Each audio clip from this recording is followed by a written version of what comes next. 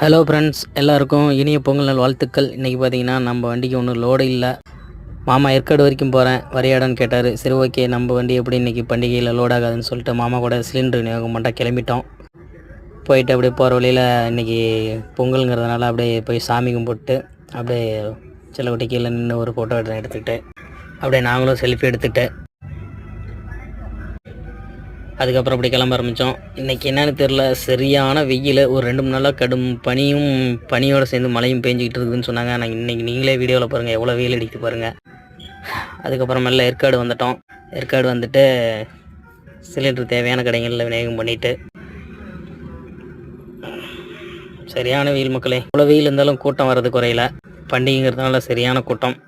அப்படியே ஃபோட்டோஸ் போயிட்டு ஒரு வீடியோ ஒன்று எடுத்துகிட்டு ஃபோட்டோஸ் எடுத்துக்கிட்டு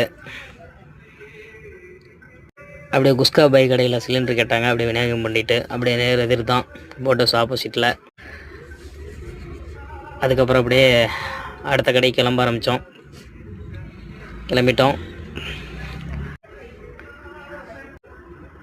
கிளம்பிட்டு அப்படியே அடுத்த ஸ்டெப்பு பார்த்திங்கன்னா நம்ம பஸ் ஸ்டாண்டு வந்துட்டோம். பஸ் ஸ்டாண்டு வந்துட்டு ஆளுக்கு ஒரு டீ சாப்பிட்லாம் அப்படின்னு நினச்சோம். சரி, ஓகே அப்படின்ட்டு போயிட்டு நாங்கள் 3 பேரும் டீ சாப்பிட்டோம்.